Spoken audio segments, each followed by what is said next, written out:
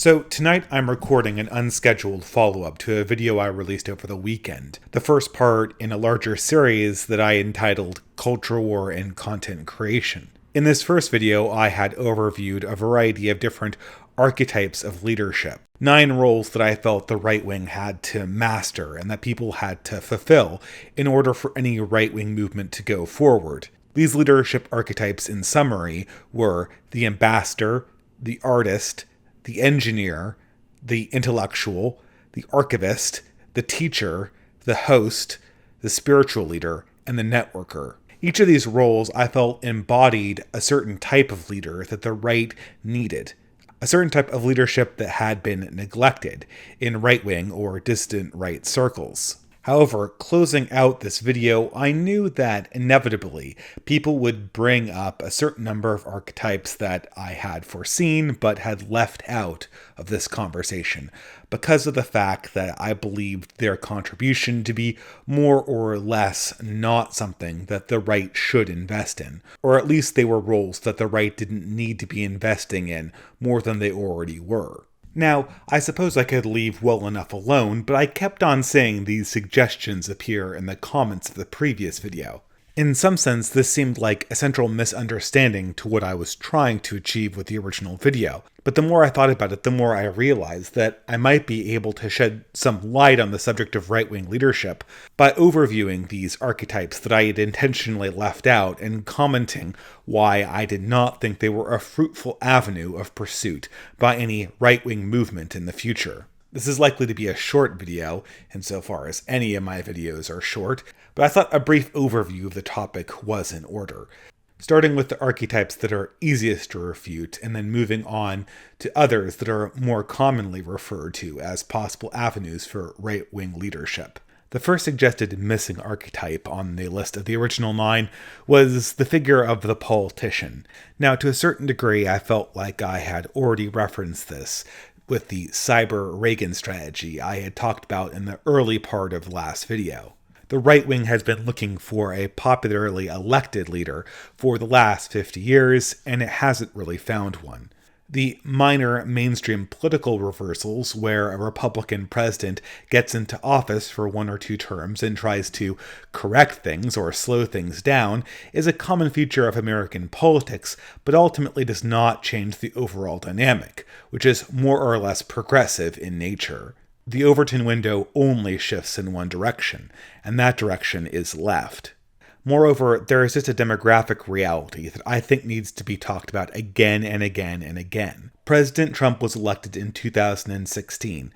He'll have a hard time winning in 2020, regardless of what crazy person the Democrats run against him. And by 2024, any Republican candidate, regardless of who they are or how moderate or radical they are, is going to have a very, very difficult time competing against the Democratic candidate, based purely on the demographic prospects of the coalition that represents the Democratic Party.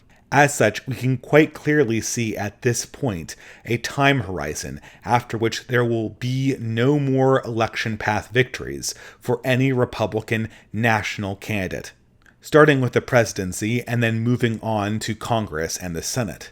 These parties will become dominated by the coalition that is now represented by the Democratic Party, politically.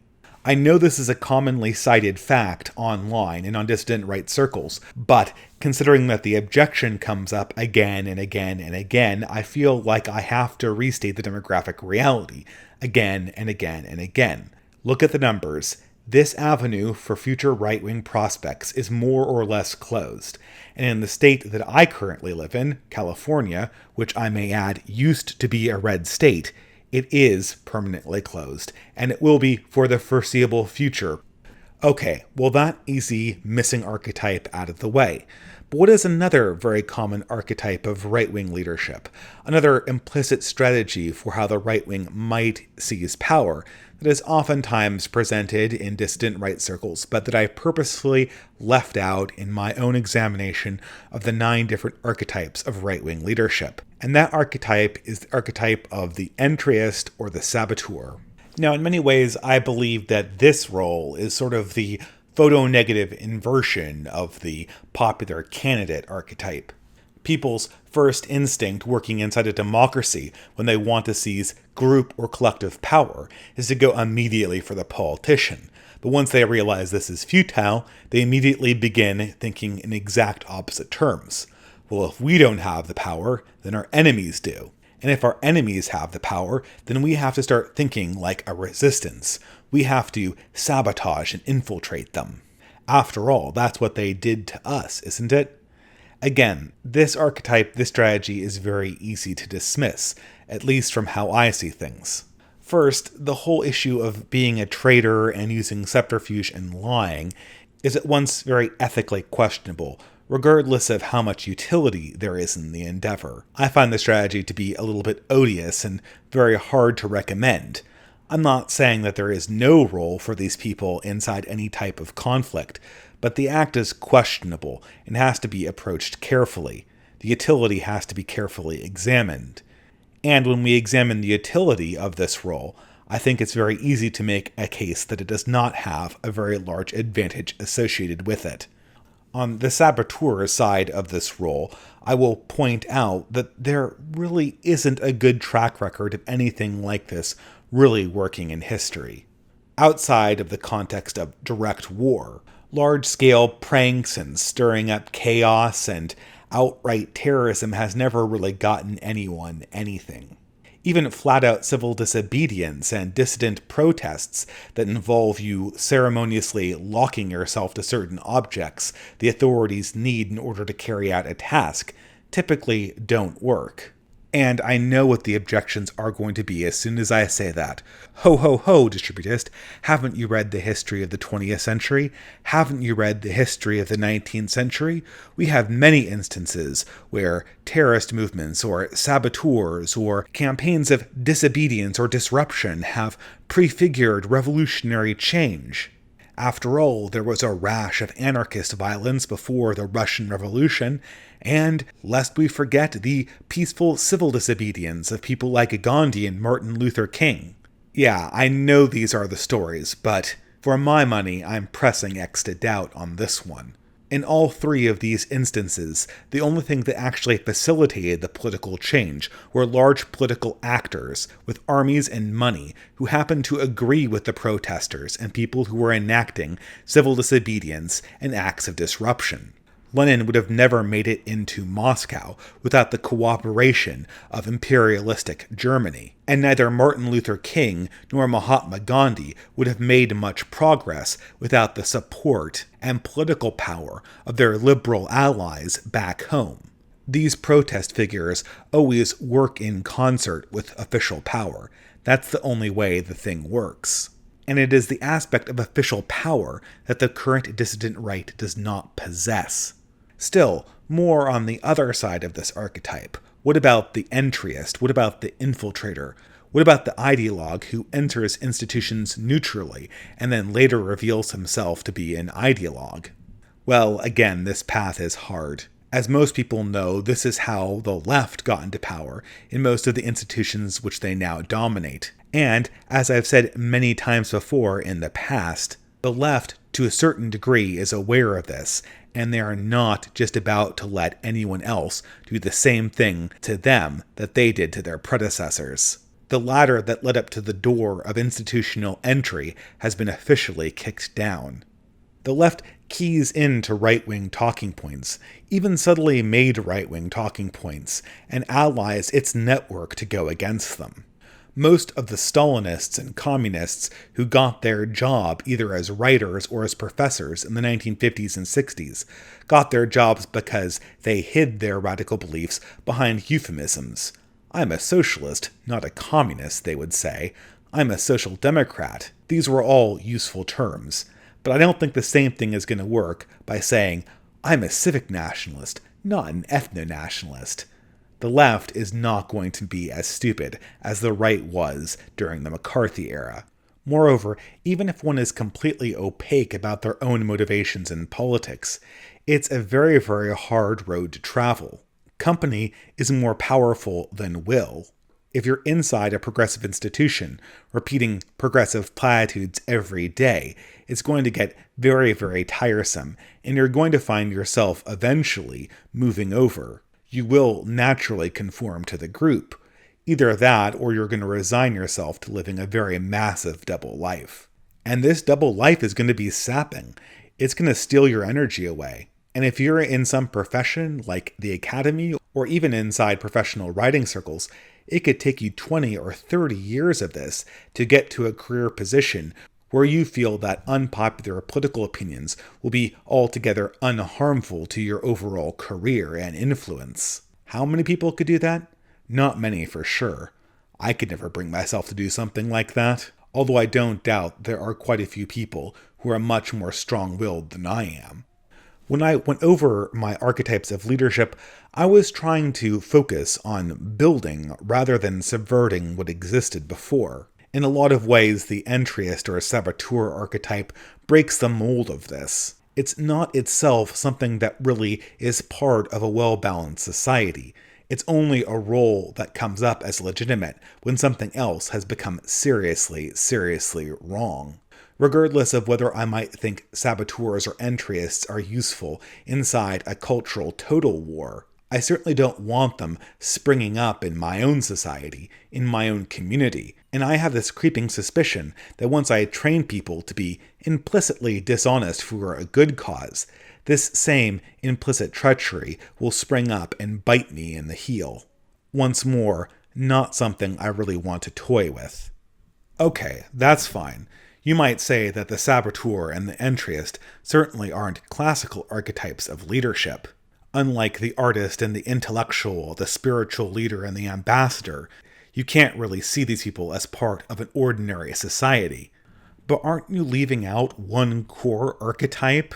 One leadership type that is almost everywhere in classical wisdom, brought up as a paramount of leadership, as perhaps even the ultimate source of leadership itself? Sure enough, if you say leader to any ordinary person, they're probably not going to think of Thomas Aquinas. They're probably not going to think of Leonardo da Vinci. They're probably not going to think of Gregory Mendel or Sir Thomas More. No, of course, they're going to think of Julius Caesar, of Genghis Khan, of Alexander the Great. They're going to think of warriors or soldiers. And isn't that an archetype, the warrior or the soldier? And indeed, sure enough, this is an archetype of leadership. Again, probably the archetype of leadership in many ways. But it was also an archetype that I'd intentionally left out. Well, you could, and probably would be entirely justified in saying that the soldier is a key archetype of any independent society. Unfortunately, this leadership archetype is not particularly useful for the distant right where it currently stands, and how we are currently managing ourselves in society. This is simply not a route that is currently open to us as a means of obtaining power or organization in the present system. Very briefly, we can run through the details. What does the soldier do? What does the soldier provide? How would being a warrior operate within the present system? Well, sure enough, one could join the military, and this is a very honorable profession, one that I don't want to knock at all. But professional aspirations aside, it's hard to see how soldiering or war fit into right-wing activism within the present system. I probably don't need to say this yet again, but there is no way that a right-wing faction can win a civil war against the establishment. Dissident right and hard right ideas are a minority, a relatively small minority on top of that, and even though this minority makes up a disproportionate amount of the soldiery in our own military right now, if history is any example, the troops always follow the generals. Given that generals' political preferences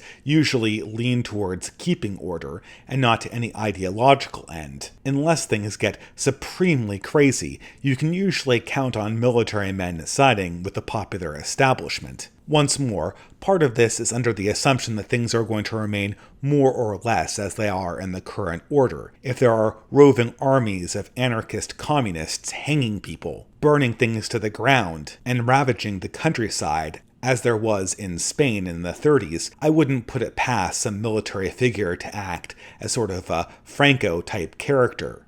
But in these instances, the left has to be seen as the aggressor. They have to be seen as striking the first blow.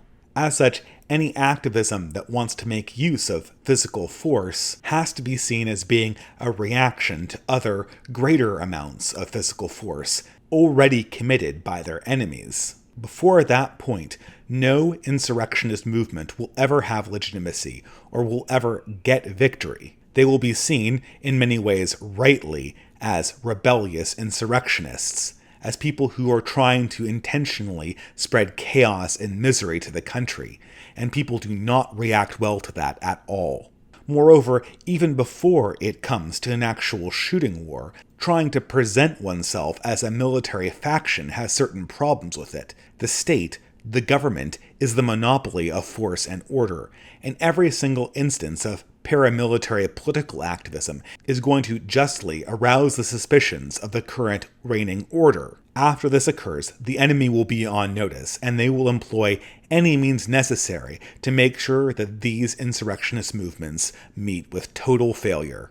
And before anyone mentions Antifa, I will point out the necessary corollary of this statement, which is to say that any quasi-military political organization that is not facing immediate repercussions by the state in terms of the forceful arm is likely a pet of one faction or the other that is currently in power somewhere in government. Antifa exists because the municipal governments of large blue cities like that they exist and let them exist, probably because they think it's rather amusing. In some sense, this particular video is a little bit timely, because just this last weekend, when I was releasing the first part of the series, Gavin McInnes's Proud Boys were engaging in some truly stupid antics with Antifa on the streets of Portland. Does anyone think that these hijinks noticeably advanced the right-wing cause? If anything, all they did was fuel the progressive causes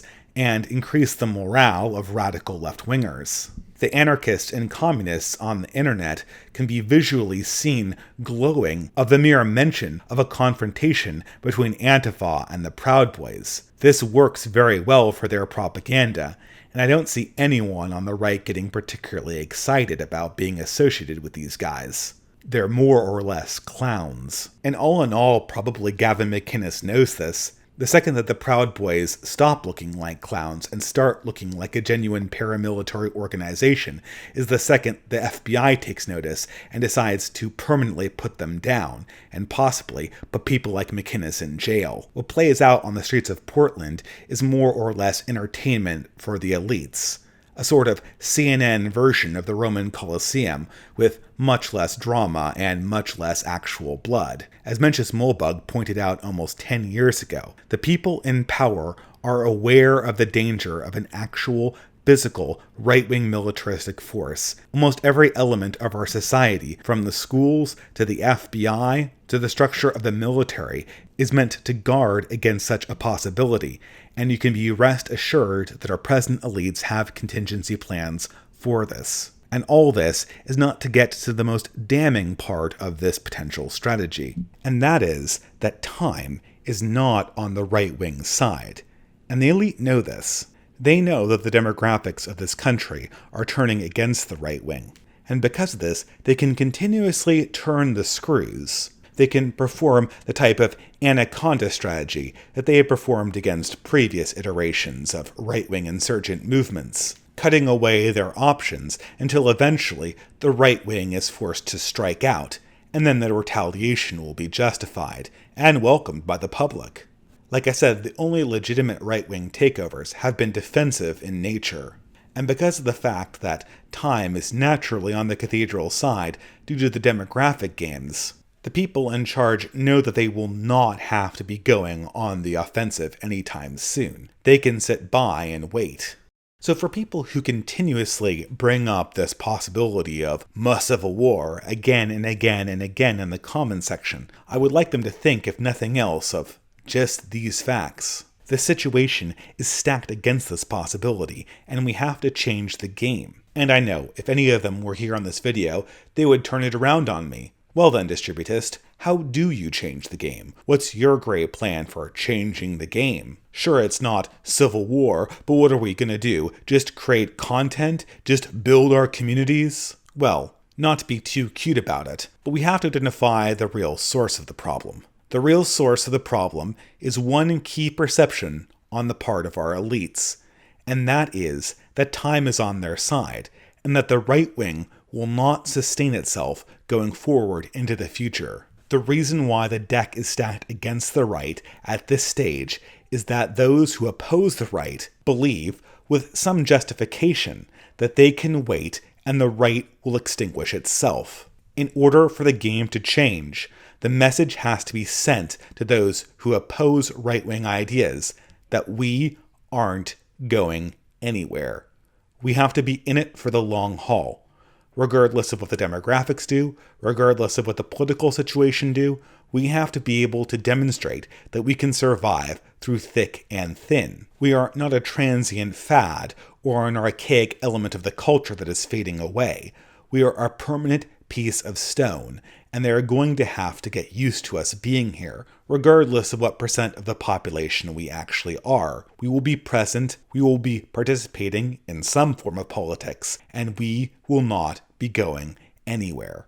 And once permanence is established, I think victories for the right can be achieved. A notable example of this might be in Turkey, where an upswing of religious voters, due to a well-understood advantage of the religious in terms of birth rates, put Prime Minister Erdogan in power. Subsequently, the secularist Kemalists, the generals that were loyal to the previous order of strict, non-religious government, were eventually forced to resign, or were forced into an abortive coup that left them more devastated than it did the coup's intended target.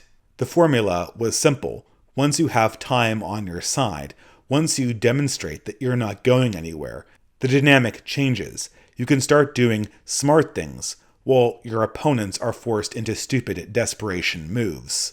And even if you cannot achieve a majoritarian victory, being a permanent feature of society will mean that the people in charge of any coalition will have to eventually negotiate. It's a position of strength, and cohesion and permanence are the key to that strength.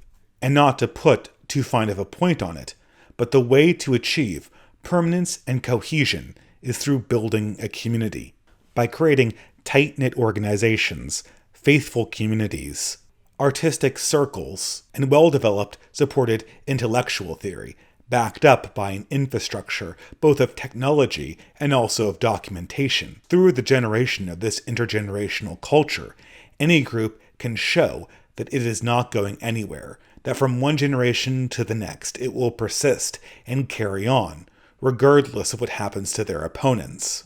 Once this step is achieved, the rest will fall into place. And it is breaking grounds on this project that largely falls to dissident right leaders in our own age.